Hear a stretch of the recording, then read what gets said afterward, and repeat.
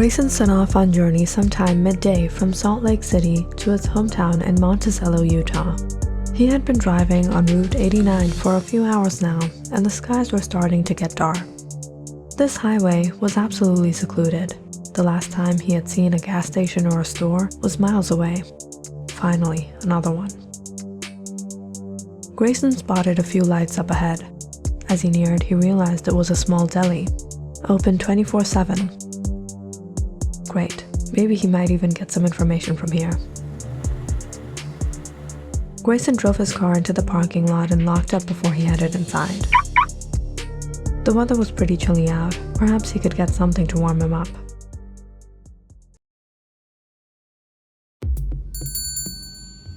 He stepped inside, grabbed a package of cinnamon buns, made himself a hot cup of coffee from the self-serving counter, and headed to the register.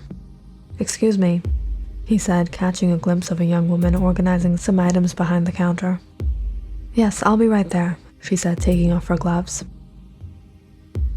But the minute she turned around and walked up to him, Grayson froze. "Erica, you're here? Where's Malcolm? I've been searching for you guys everywhere. What happened to you guys?" But to his surprise, the young woman looked at him confused.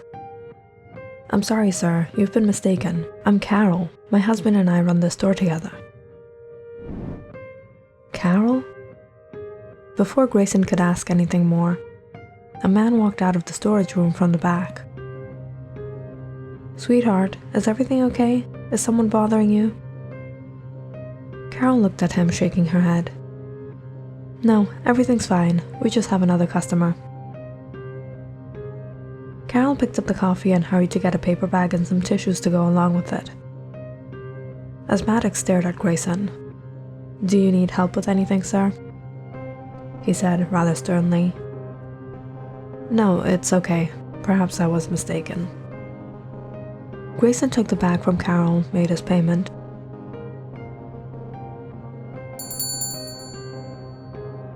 "Good job, sweetheart. Did you know him?" "No, not at all. I've never seen him in my life."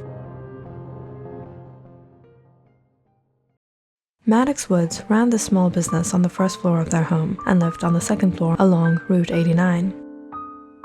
Located between the two small towns of Oak Creek and Mount Pleasant in Utah. Business wasn't too great, but the couple got by as many tourists stopped here and often bought hefty supplies for their long journeys. Nonetheless, maintaining a store was a difficult task, but ever since his wife joined to help, things have been a lot easier. It was around 8 p.m. that day when Carol began cleaning up to close the store and had gone upstairs to cook up dinner. The day had gone by as usual. Maddox was counting the daily income behind the register when suddenly he received a call.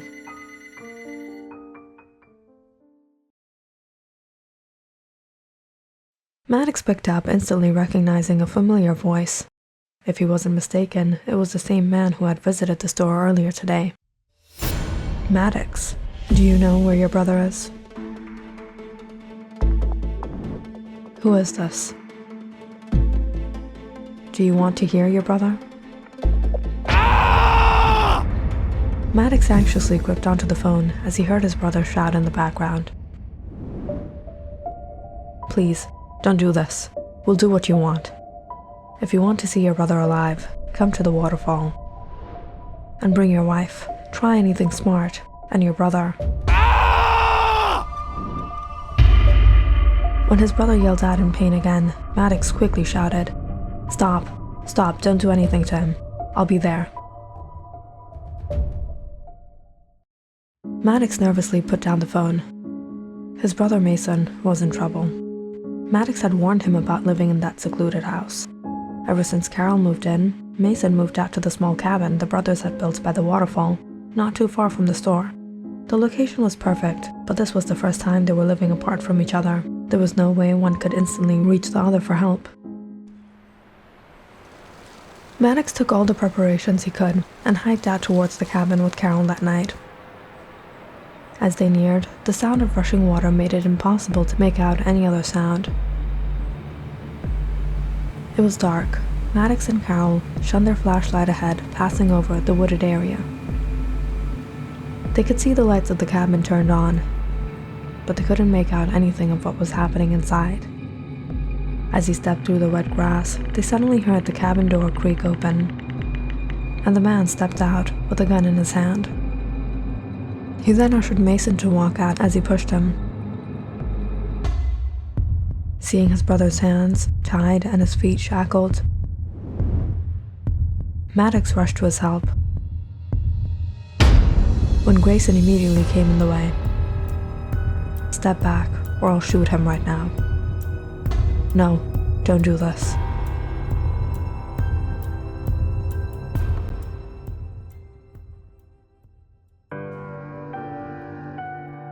Maddox and his twin brother Mason lived out here in the small store/house they inherited from their parents. Growing up, they were taught never to leave each other's side, to support each other through thick and thin, and that's exactly what the brothers did. They grew up doing everything together. They had an unbreakable bond. They ate together, they slept together. One couldn't be without the other. They were so united, it was hard to tell the difference between the two just by looking at them. But of course, there was a difference. Maddox was born first. He always considered himself the big brother, though they were only born a few minutes apart. He was the strong one, the clever one, the protective one. And Mason, he was laid back, highly intellectual and talented, but had a weakness of being a little simple-minded and straightforward. However, if there was one thing the brothers shared the most in common, was that they both had a strange attraction to seeing others in pain. Since a young age, giving pain to other people, to other things, was a thrilling game to them. They would do anything to play it, and as always, they would never leave each other's sides until they won the game. They got rid of anyone who came in their way, no matter who they were.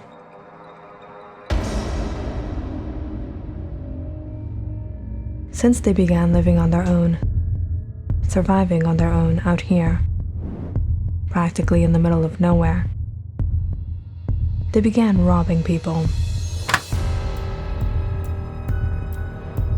playing with the lives of the many tourists and travelers who stopped by the store. Usually, the people were caught off guard, and Maddox and Mason had their way with them. But it was one day that a couple walked into the store and managed to escape. Malcolm and Erica were traveling down this route to their hometown for a surprise visit to Malcolm's family, when they happened to stop by the store. When they entered, however, they sensed things weren't right. But fortunately, they managed to dodge off the attack and ran out. But as they ran through the woods, so did Maddox and Mason. Not only did their game become more thrilling, but to play it, now they couldn't risk losing it.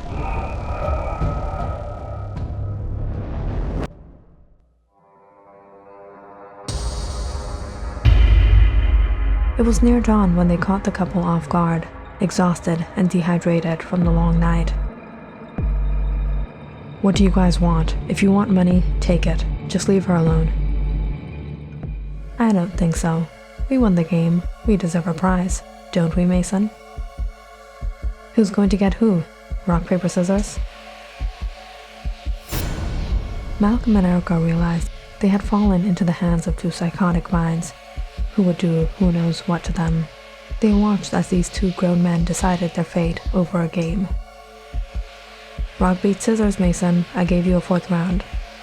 "All right, you win." "That's all right. You're my brother. You pick." That day, Mason had picked Malcolm. Trapping him in the hideout Mason and Maddox had made in the woods by the waterfall, their toy box, where they brought all their victims in the final round of the game.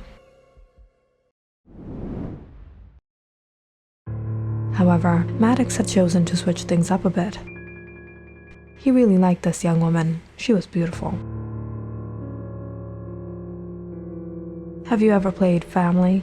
You will be my wife. I'll call you Carol from now on. And every time you mess up in the game, your boyfriend will lose one lifeline. Everyone got the rules? But brother, let's kick things up a notch, or it's not fun. How about he only has one lifeline?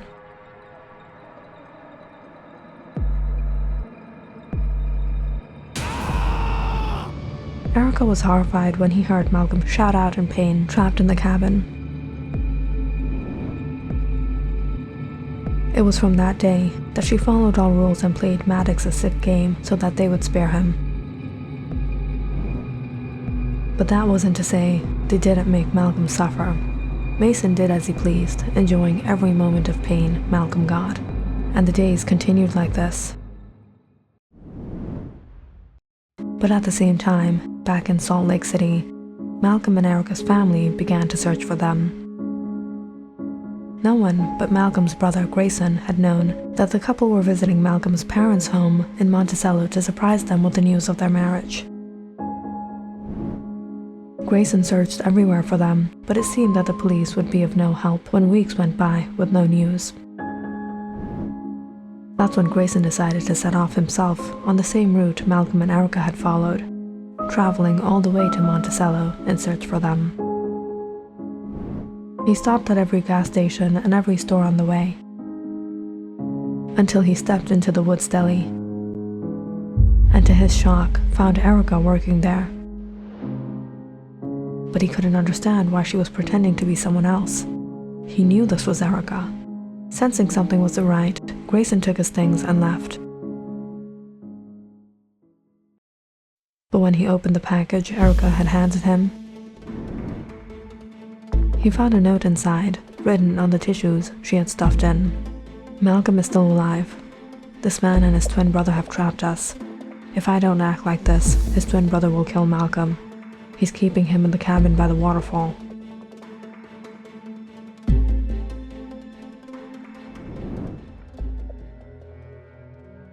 As Grayson held Mason at gunpoint, Malcolm stepped out from the cabin behind him. All these days, trapped inside, he was in a horrible condition. Erica teared up seeing him emaciated, bruised, and in pain every step he took. "Malcolm!" she cried as she tried to run to him. But Maddox quickly got hold of her and pulled his gun out on her. "If you don't let him go, I'll shoot her right now. If you shoot, I'll shoot your brother. Make your choice." Grayson and Malcolm both tightened their grip, neither of the two backing out. What they didn't know was that Erica had come prepared for this as well. When Maddox had received the call, Erica had overheard the conversation. She took out the knife she had secretly brought along and lunged it into Maddox's thigh. He stumbled back as he shouted out, holding his wounded leg. Erica immediately grabbed the gun and stood pointing it at Maddox. The brothers now helplessly looked at each other. Was this the end? Had they lost? "How do you like this game now? You had your turn. You caused my brother pain for days on end. You played with his girlfriend. Now it's time we have our turn. And if you don't listen to us, we know how to make you listen." Grayson pressed the nozzle to Mason's head. Maddox, now struggling to speak, gave in. "Stop, we'll do as you say."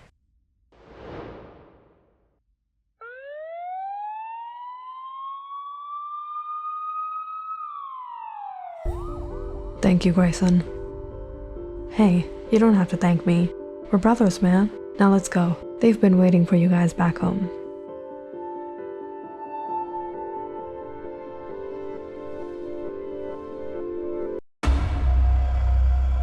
This is not the end.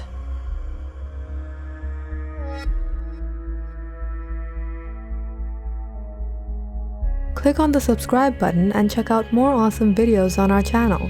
And don't forget to press the bell icon because you know it's interesting.